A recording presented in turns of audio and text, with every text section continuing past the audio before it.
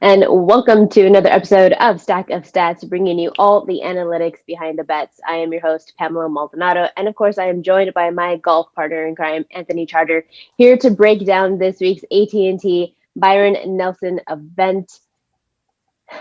Last week, it was kind of a bit of a struggle. I went 2-2 in my bets. I was kind of occupied with Mother's Day, with birthday festivities. Yes, I am 1 year older, so I didn't really track Wells Fargo that much, and I actually didn't check the results until Monday morning.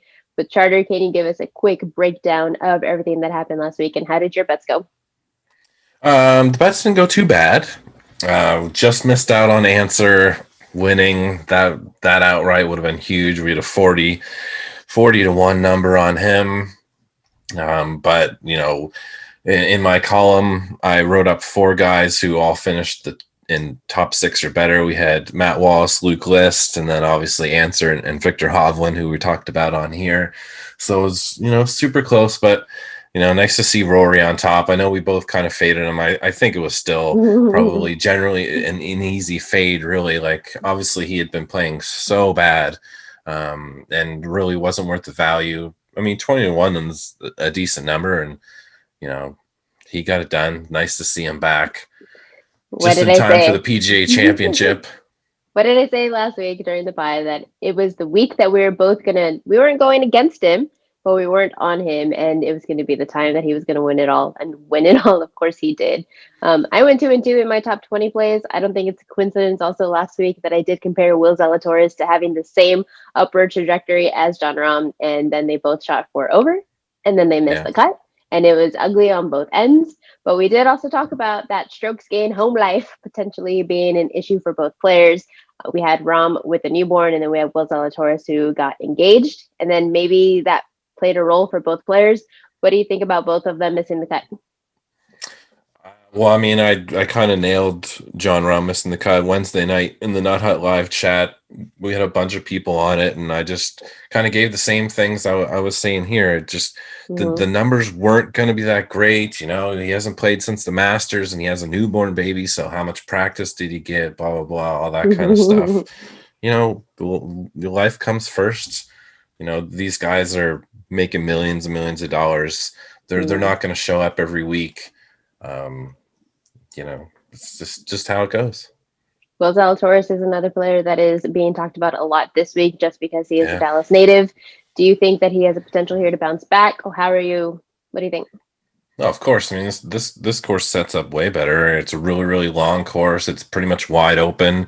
Mm-hmm. Um, I think mostly it'll just come down to if he can putt. Obviously, the last time we saw bent grass greens was the Masters, and he did pretty good there, Mm-hmm. as did Rahm, really. So yeah, I could see them both bouncing back. I think this course probably sets up a lot like Torrey Pines does as well, Mm-hmm. and Rahm's found quite a bit of success there. But I mean, for both of them, they probably have to be looking a little bit forward to next week, and maybe they're just trying to tune some things up. Now, that doesn't mean they can't do well. Look at Jordan Right. Spieth at the Valero. He went Mm-hmm. there to kind of do some tune up. He wasn't going to miss an event in his home state either, and he took it down. So I fired Willie Z right away, especially before DJWD'd. And Mm-hmm. yeah, here we are. I also do have it now right on Will Zalatoris, but that's all I'm going to have on him. I kind of don't like him for this course this week. I don't like where his head is at. It's back-to-back events where he hasn't done so well, so I'm not saying that there's regression. And does this course suit him well? I'm not sure. We don't know about this course. This is the first time looking at the field, though. We'll talk about Will Zalatoris in a minute. But looking at the field in attendance, we do have Sung Kang, who won this event in 2019, but that was at a different course, and this event was not played in 2020. You also have Hideki Matsuyama. He is also back in the mix after taking a break from his Masters win. Also back for the first time since the Masters, we have Brooks Kepka. Really excited to see him back in action, Hmm. recovering from his dislocating his right knee in early March, and even had surgery. But a couple of local guys, you have Jordan Spieth. He is a Dallas native, and he did win his first tour event since 2017 at the Valero Texas Open in April. And then we've got, of course, my boy, Willie Z. I know we talk about him every week, but I did want to talk about him again because he did miss the cut at Wells Fargo, but he is also a Dallas native. He took runner-up at the Masters. He has, in fact, played this tournament twice before, in 2018, 2016. He missed the cut in both, but one course was on TPC Four Seasons and the other was on Trinity Forest. And yes, we are on a brand new course this time around. I don't like where he's going. I just feel like I watch a lot of Willie Z, and he is the only player that I kind of focus on. And I don't like that he's lost strokes off the tee in a couple events. And I mean, his putting is so bad. Is this course definitely suited for him in that it's long? I would say that yes, but I just don't really think I need a break from him betting wise. And I think this is the break that I'm going to take. As an outright, that's it, but I'm not allocating any more funds further on him. It's not really a break. Well, You're still betting him outright. Yes, but instead of me having to sweat a top 20, I'm here just going to say, oh, okay, did you win? Cool. If not, that's fine, Willie Z. You can bounce back next week at a course that's even longer than this one. Yeah, much longer. I do have to throw out two names out there, and both of them are sponsor exemptions, and you have Cole Hammer and Pearson Cootie. And why am I mentioning them? Poke 'em horns. They are two standout juniors, fellow Longhorns, teaming up this week on the PGA. So I'm excited to see them in action as well. But they just won the Walker Cup too, right? Yes, they did. They are both standout. They have a lot of recognition within college sports, so they are kicking butt. And this is an opportunity. Local boys, let's see what they can get done here. But are there any other players that I might be missing that are worth mention? Well, I mean, DJWD again. Yeah. On a Monday, sucks, and he did post a pretty long statement. Obviously saying sorry, blah blah blah. But he said that he's having some knee discomfort, and his trainers advised him to take the week off. So, yeah. I mean, it's really hard to tell or dig too far into that stuff. But definitely something to look at for next week, anyway. But since he is a WD, then that leaves both Jon Rahm and Bryson DeChambeau as the co-favorites at plus 800 odds. Rahm shot 4 over last week and he missed the cut. Of course, DJ is a withdraw, and then Jordan Spieth, Daniel Berger, and Hideki Matsuyama round out the top 5. I also do have Bryson DeChambeau, and I'm going to talk about him a little bit, but his odds currently right now are plus 800. I know that you and I grabbed him at plus 1,100 before Dustin Johnson withdrew, and his odds now have definitely shifted because, of course, Dustin Johnson's no longer in the event, and that puts him more in a better spot, more of a favor. But looking at the course, we're going back to Texas for the AT&T Byron Nelson at TPC Craig Ranch in McKinney, Texas. It is just outside of Dallas. It is a par 72. It is roughly 7,400 yards. It is a course that has hosted the Korn Ferry Tour events, but this is the first time that the TPC Craig Ranch will be hosting a PGA event. The course does feature I'm going to butcher another name. Zoysia fairways. It's not bad. And bent grass greens. I don't recall bent grass courses too often, so can you explain how these greens and fairways differ from others? Well, I mean, generally you only see like 3 grasses on the greens. Bent is kind of a lot like POA, but generally a little bit slower. One thing I did find out at my local course, which also uses bent grass in the fairways, you don't replace your divot on bent grass greens or bent grass fairways, because once it is cut, I guess, like once you dive in and it gets removed, that grass will not grow again. Huh, interesting. So, generally the carts always have like the sand soil mix, and you replace your divot with that. So I just found out that this year. So the course is going to be beat up after this tournament. Well, it actually has, I think the Zoysia grass is like kind of fluffy and bouncy. So they like that on the fairways, and then they're going to find Bermuda grass in the rough, and the rough's not too high. It's grown to 2.5 inches this week. and the fairways are monstrously wide, the greens are monstrously wide. Yep. You probably look out for 3-putt avoidance. Anyone generally struggling on the greens. There was an interview with Ryan Palmer who said that this is going to be a really basically a putting duel week. Yeah. Whoever has the hottest flat stick's probably going to do the best. Obviously with the course being over 7,400 yards, it's not just going to be a putting duel. Like you have to be able to get to those greens in regulation, and have your approaches pretty close. All the par fives will generally be reachable to the bombers anyway. Right. There's a couple drivable par fours, Yeah. and then obviously there are a whole bunch of par fours that are super long. There's probably going to be 6 to 7 each day that are over 450 and under like the 525 mark. So yep, but it's what I've always said about TPC courses. If you have played one, you've played them all. This is kind of no different. They're pretty basic. I personally don't like TPC courses. I think they're just how you described it earlier. Long fairways, wide fairways, big greens. They're not really any level of difficulty. They're long, they're easier off the tee. Maybe there's some bunkers, but there's not many hazards. It's pretty flat.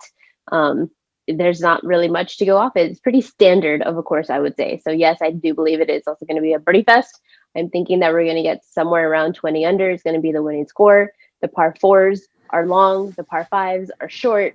But this week, I myself did use driving distance, strokes gained on the approach, birdie or better percentage. Which stats did you find most relevant for this course? Yeah, Sam, with Fantasy National, I always use opportunities gained because it tells you who's putting their approaches close to the hole from wherever it is. Birdie's definitely important. I also like the good drives gained because that's going to tell you who, maybe they're missing the fairways, but they're still making the greens in regulation, which generally is going to be important this week. I didn't really put scrambling in, but I think it can be looked at. And there was also 83 bunkers, which is a very, very large number of bunkers. Waters in play. It says waters in play on 13 holes, but realistically, it's just a creek basically that runs through the entire place, and it's really only in play on 7 of the holes that it cuts across the fairway, making you either go for it if you can hit a bomb that's 290 to 300 yards carry, or you're going to have to lay up before the creek. So looking at the aerial views, I think that creek is definitely more of a aesthetic rather than it is a hazard play. Yeah. I think it mostly is just there to either make you go for it, or you're going to have to lay up. Well, then that does bring us into your plays. As always, you have more than a few. And so we're going to start first with your top 20s. You have 2 players up on your top 20s list, and they are both Mark Leishman and Luke List at plus 235 and plus 300 odds. What do you like about both of these players? Well, Leishman's coming off a win at the Zurich, which is nice. He's obviously playing well, and the week before that, he had a top 5 at the Masters, which generally is a very good corollary to this. It's not going to be as slopey and undulating as Augusta is, but it's bent grass greens. It's a long course. So that should play well. Leishman's 16th in my model. He's first in 200 plus yard par 3s, 8th in 150 to 175 proximity shots in 2021. And then in this last 50 round, he's also 4th and 12th in 175 and 200 yard plus approach shots. So I think that bucket will generally be important. I use 18 Birdies as my GPS app for golf. So every week you can, you just go to the course or select the course on the app, and you can, see the entire course and kind of map out where generally shots will go. And the majority of the approaches were basically around 150 yards. If you could carry or drive the ball, between 280 and 310, you'd have those windows. So I kind of looked into that. But generally, he plays courses really well. He obviously has a really good history at Torrey Pines. He is 6th in strokes gained total in Texas courses, which plays well this week.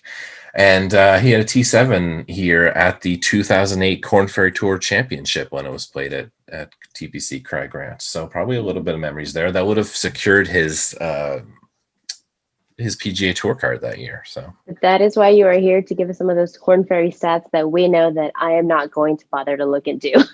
yeah. Same with the list, I guess. Like the ball striking numbers are really great. The putter's coming along for the ride. Obviously List's not a great putter, but if he can just stay neutral, I think it'll be good. I'm not going to hop off a guy that won me some money last week with a T6 finish at a difficult course, and Luke List finished T13 here in the 2012 Corn Ferry Tour Championship, which would have also got him his tour card. So. Well, very cool. Mark Leishman did, of course, take first at the Zurich Classic, but we do know that was a paired team event, so it wasn't all him, but he did get assistance there. Luke List did take 17th at the Valero Texas Open, so those are two finishes that could be relevant. Moving over to your top 10s, you have three players for your top 10s, and those players are Jordan Spieth, Matthew Fitzpatrick, and Scottie Shuffler.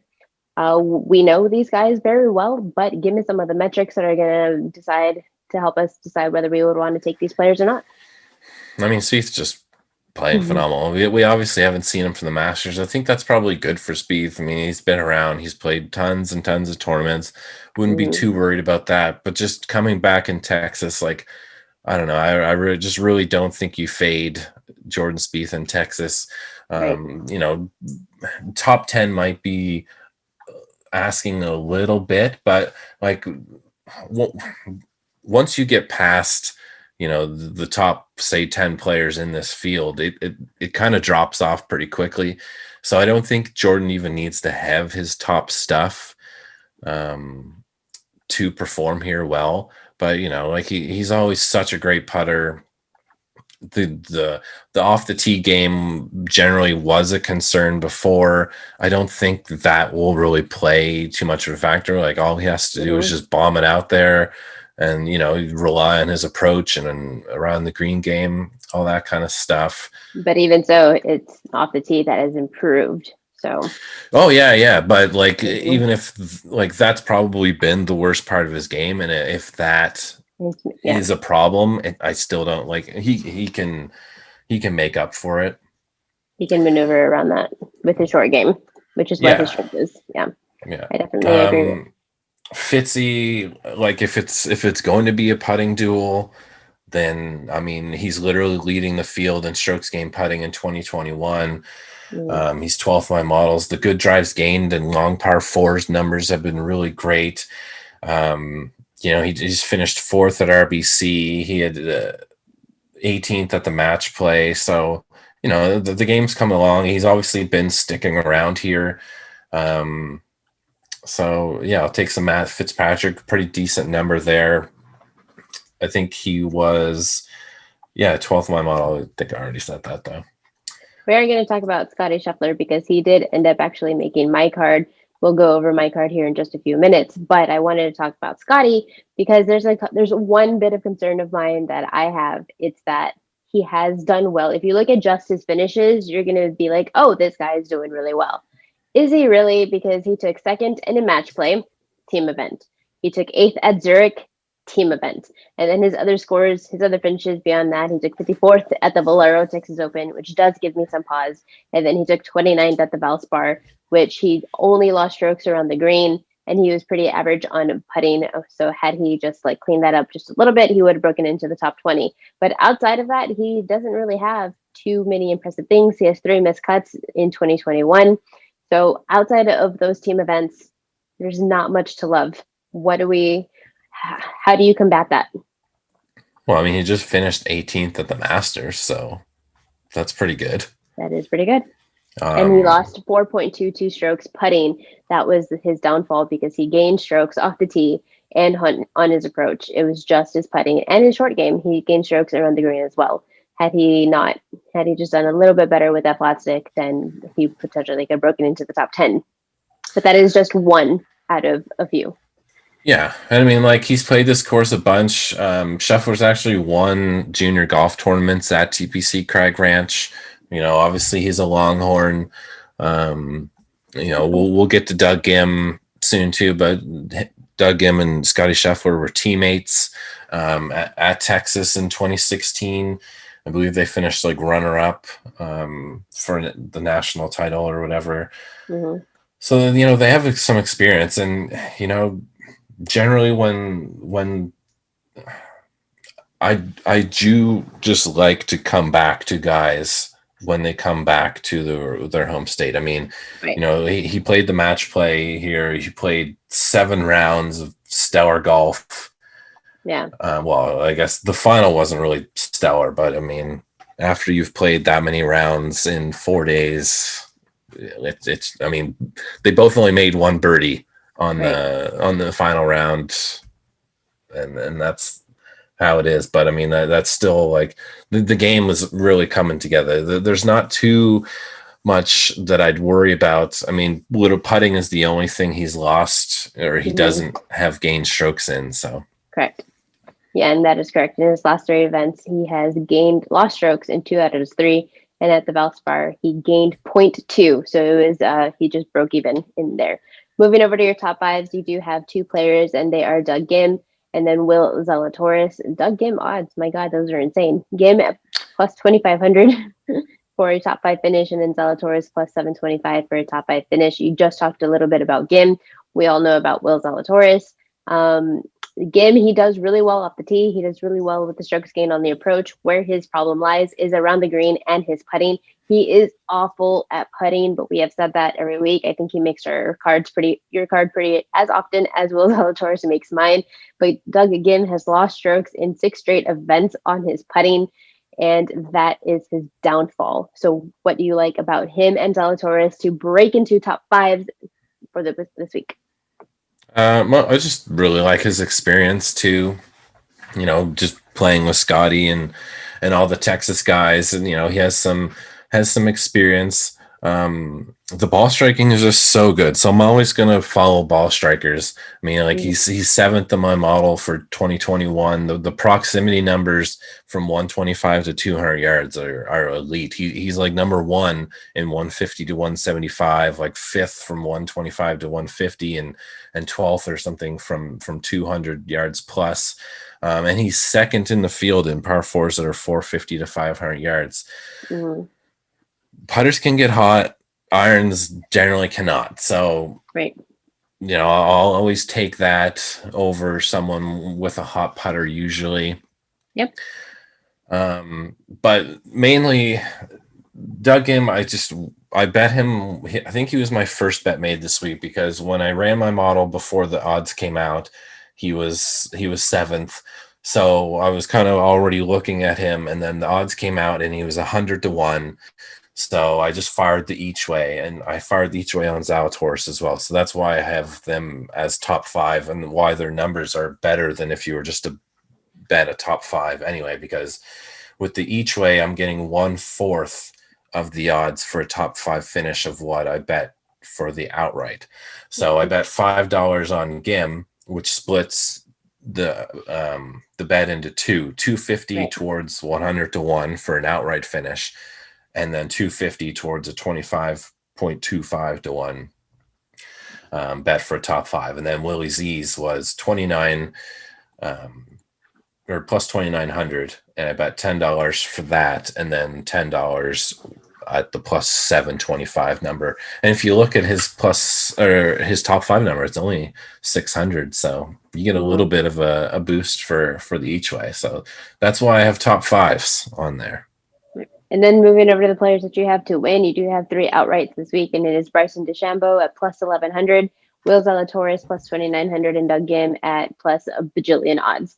Bryson, we've already touched on him a little bit, and that is we both grabbed better numbers than what you can buy now. His odds are 1,100, but because Dustin Johnson did withdrew from the event, then his odds have now dropped to plus 800. I don't think I would recommend anybody to take that. You've lost the value. And so I I could never tell somebody take plus 800 when I have 1100. So I do believe also that Bryson DeChambeau, this is a course that is built for him, essentially, in my mind.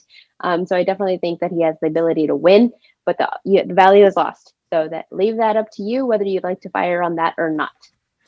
Yeah, I mean, if you think he's going to win, it's still, I mean, Still you don't value. have to, It's plus you don't have money. to break the bank, but yeah, if you throw like Correct. $20 or something on it, you're still bringing home 160 if he wins. And there isn't much competition for him this week. I Right. mean, even next week, like I kind of, well, I mean, I kind of hope he wins, but it's not, I don't think his number will change next week. It's already pretty low. It's already, yeah.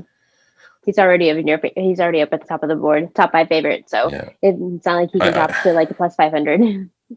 Yeah, I think next week especially is going to be his. He could easily go back to back this week and next week.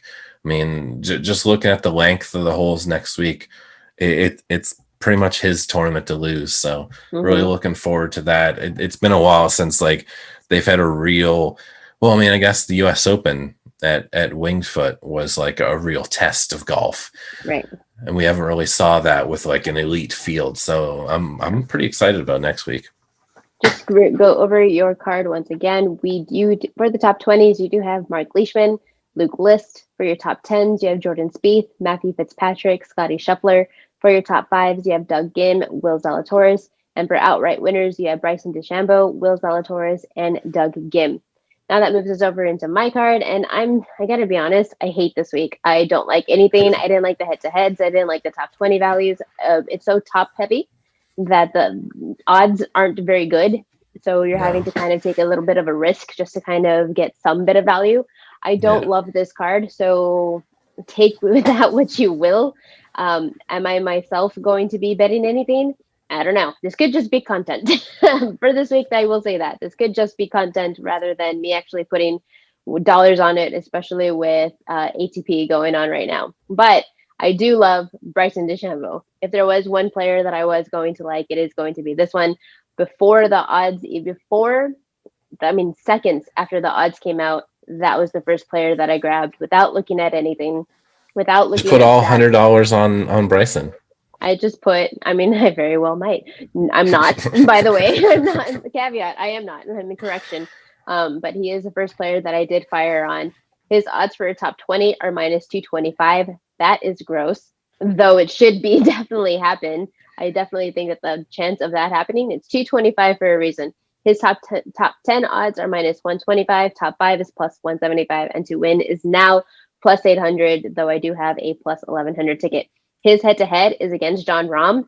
That's about the only thing that I like. He is an underdog to Jon Rahm, and I know that Rahm is really good. I'm still thinking that maybe he has some catching up to do from taking some time off with his newborn.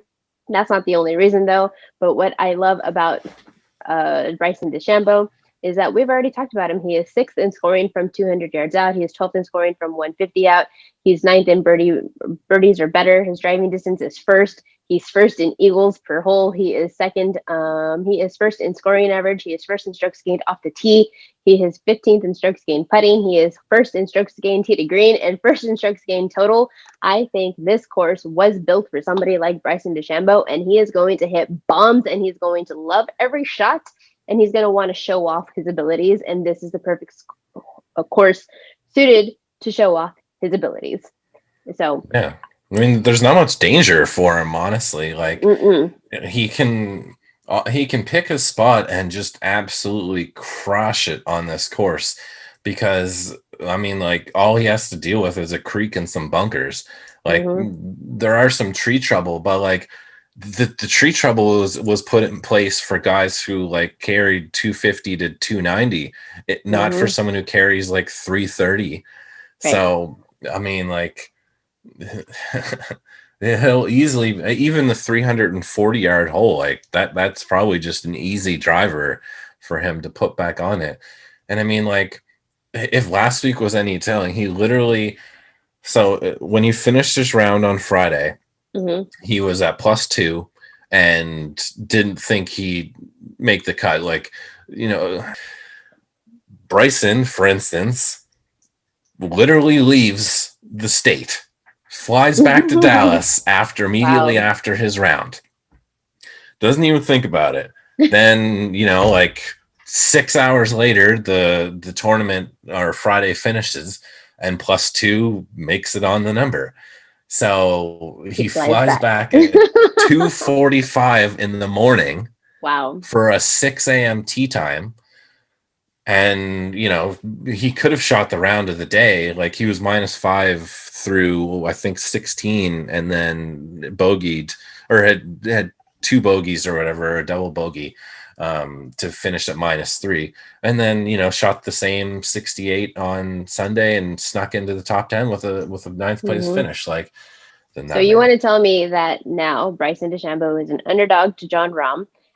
Yes, I'm going to take that. That is a bet that I absolutely do love. If you look at strokes gained putting, he is 15th. If you look at Jon Rahm strokes gained putting, he's 123rd. So that right there is a huge advantage. I think that's fallen quite a bit because Rahm's putting was way decent, but in the last 6 months or something, he's fallen very, very hard.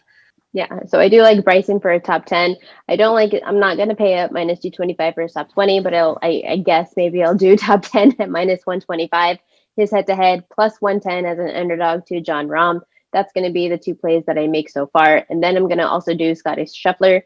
He is somebody that Charter likes as well. His top 20 odds are kind of okay. It's -110. That's as far as I'm going to get with him. There's plenty of things to like. He's 4th in scoring from 200 plus. His birdie average is 14th. Strokes gained off the tee, he's 15th. His driving distance is top 30. So yes, with his experience, with his abilities, I've already talked about his concerns about playing these team events, but Charter has addressed those, and so I will be firing on the top 20 -110. I also do like Jordan Spieth. We already touched on him a bit. He being a Texas guy, how can you not bet him? Top 20, not good odds at -170. So it kind of forces you into a pigeonhole of betting him top 10 at +110 odds. But I don't mind that because I definitely think that he doesn't have the distance, but at least he's gaining the accuracy off the tee now. His birdie average is 11th. He's really good around the green, and that's what I want, somebody who's going to do well off the tee and then do great with their chip shots, getting close to the hole. He's 12th there. Approach his 21st, and strokes gained off the tee, he is 151. But like we said, he has been improving tournament after tournament with his tee shots. He has now gained strokes in 4 straight tournaments, taking 48th at the Players. He took 16th at Match Play. He took 1st at the Valero Open, and then he took 3rd at the Masters. And we haven't seen him since. So he's taking his time off. That's going to help him. Really great ball striker as of late, and his around the green is what is keeping me to him. I will be taking his top 10 at +110 odds. I don't like his head-to-head because it is against Shuffler. So because I have Shuffler on my card as well, I can't do that. And then for the same vice versa, I can't take Spieth against Shuffler because, of course, they're both on my card. And then the other player that I'm looking at is Brooks Koepka. This one is a bit of a worry to me because we haven't seen him play since the Masters, where he did miss the cut. He is coming off of his knee surgery, which is why he missed the cut, because he was having some knee pain. But that's been a month. Potentially he could be, you know what? I'm just going to scrap him off from my list. I talk about in tennis, people coming off from injury, you either fade them or you just wait to see how they do. I do like Brooks Koepka. He is 10th in driving distance. He's 10th in birdies or better. He's 28th off the tee. He's 2nd in scoring from 200 plus. His numbers and stats say that he is ready, but because he's coming off that missed cut, I'm going to leave him off my list. What do you think about Brooks Koepka? Yeah, same. I mean, Brooks Koepka is without Tiger being on, Brooksy's probably my favorite player on tour. He crushes Texas golf. I know he's really good buddies with the guy that created the Houston course, and he's played that really well, and he's played all the Texas events really well. He leads the tour in strokes gained Texas, but I mean, if it was that bad, I don't think he would be here, but because the PGA Championship is next week, I think that has a lot to do with it. Probably just wants to fine-tune the game, get some reps in. So he probably doesn't have any goal here other than just to compete and make sure he's fit to play next week. For DFS purposes, I think he'll be ridiculously well owned, and he can pile up the birdies. But yeah, I'm mostly just interested. I didn't put him on the card because I don't want to be like, oh, why'd I do that? Blah blah blah. If I throw him in a DFS lineup, then whatever, like 5 or 6 can still make your money back. But if you make a bet, there's no, Right. you're not getting any of that back. But yeah, I mean, he's a phenomenal golfer. If it was that bad, I really don't think he'd be here. But I think with the PGA Championship next week, it's going to be interesting. All the stats say to take him. You know what? I'm just going to leave it there. I did all this work. I'm going to leave him in there. Top 20, Brooks Kepka plus 110. That's going to be left up on the board.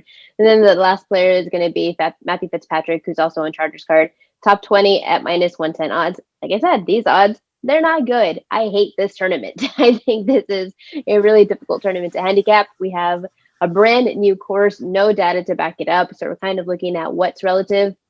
I pretty much just looked at how players did at TPC courses. They all play kind of similar in my opinion. This one is a little long, but Matthew Fitzpatrick, what is there not to like about him? He has a few tournaments under his belt for 2021, and all of them but one are in the top 20, and 5 of them are in the top 10. So this guy is he's really great off the tee. So his ball striking is really good as a collective whole. Around the green, he's lost strokes around the green in 3 straight events, but we haven't seen him since RBC Heritage. That was in mid-April. So potentially he has the rest that he needs to kind of bounce back in a big way. But his birdie average is 30th. His driving accuracy percentage is 15th. His driving distance, he doesn't have it. He's 167th, but he is still gaining. He's 18th in strokes gained off the tee.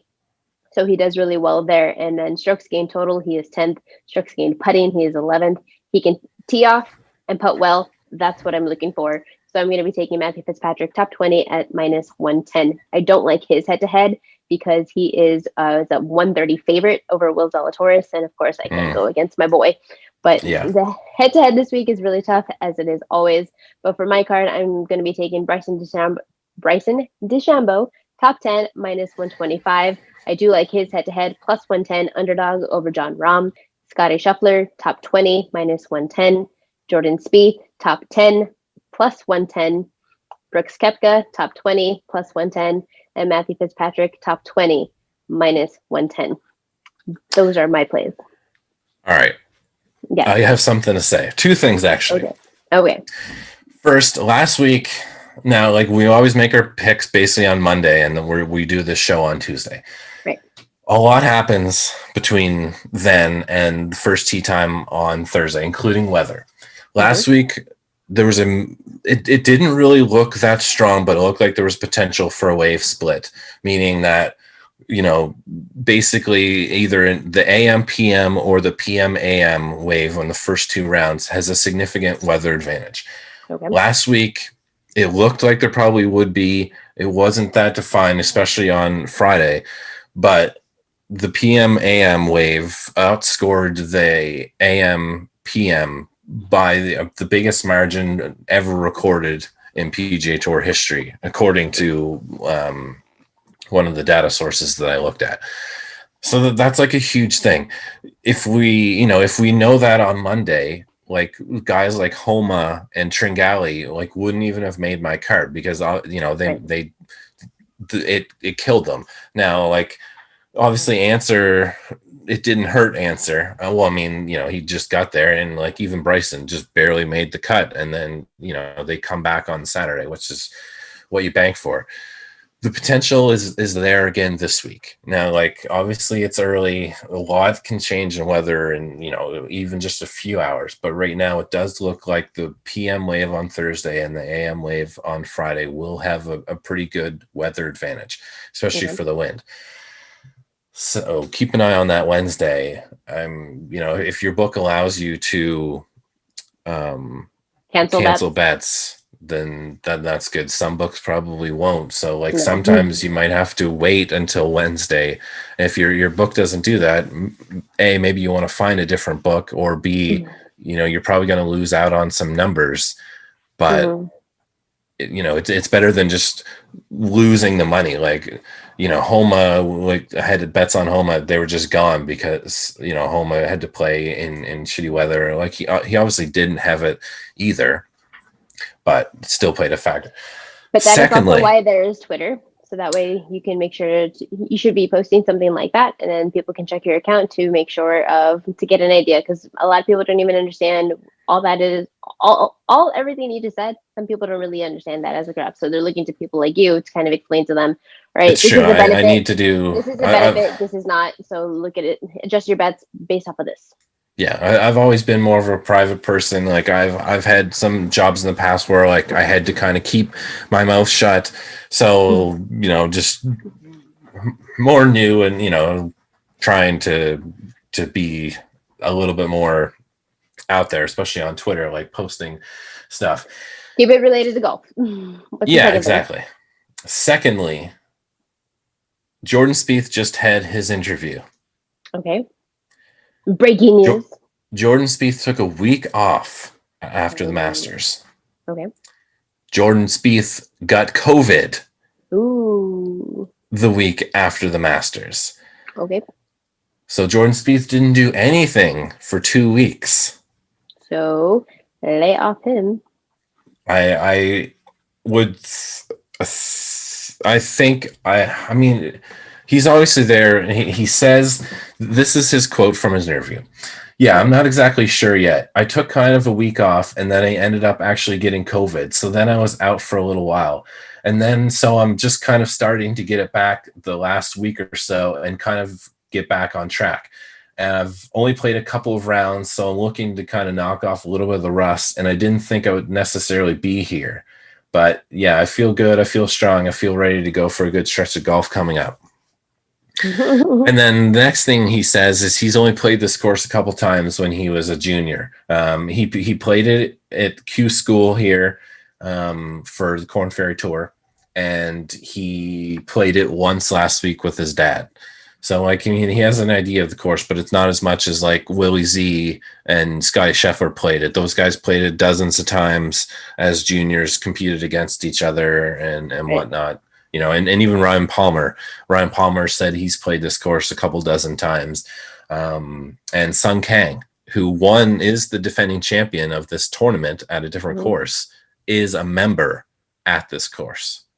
So then I will also go ahead and say then I personally am not going to put any money on Jordan Spieth. I know people who have had COVID, and even if you didn't have symptoms, you still had to quarantine for 2 weeks and do nothing. So that just puts you into a different type of situation that I want nothing to do with. So if I myself am not going to be putting money on it, then why would I recommend somebody else to be putting money on it? So Jordan Spieth has been scratched from my card. I am then just going to stick to Bryson DeChambeau, Scottie Shuffler, and honestly, Brooks Kepka should probably be kept off as well because of his surgery. However, he is too good and he didn't have COVID. I'm going to keep him on. And then Matthew Fitzpatrick. Those are going to be my players. I believe I had $20 allotted for Spieth's top 10. What I'll probably do is move $10 onto BK just to have a little sweat, maybe for a top 10. Because his top 10 number, I think, was okay. Pretty good. Mm-hmm. And then I'll probably move $5 over to Leishman for top 20. So you're going to keep Jordan Spieth on. You're just going to reallocate. No, I'm going to remove Spieth completely. So, and with the $20 I had for Spieth, I'll put 10 on Brooks for a top 10, and then I'll bump Fitzpatrick's $10 up to 15, and bump the Mark Leishman top 20 bet up to 15. Do you make sure to and you follow post I post all the bets on the Excel sheet, which you can find on Twitter, which is what I'm leading up to. So you can make sure to follow both of us on Twitter. You can find Anthony Charter on Twitter. He will be posting his exact plays, how he has his funds allocated. I myself, you can follow me at Pamela M35. Under every single post related to this podcast episode, I do also post a link to our Excel sheet, keeping track of these bets that we have, how we're doing the $100. He definitely distributes his money differently. I am more of a same size better. So if I have 4 bets, I distribute it 4 ways. If I have 5 bets, I distribute it 5 ways. So I never really, it never changes. That's how it is week after week. This week, I am going to take Jordan Spieth off. We've already talked over about our card, but that is it. Those are our plays. Jordan Spieth, breaking news. So he is no longer on either of our cards. We're going to leave that off because he has now, well, he's recovering from COVID. This is his first tournament back. And so we just want to not risk that right there. But yeah, tee times just got released too, so keep that in mind. Check those wave stacks Wednesday, especially if you're playing DFS. It can mean a big thing, and even for betting, like, you know, last week it definitely made a difference. Okay, but that's it. That does it for another episode of Stack of Stats. Good luck.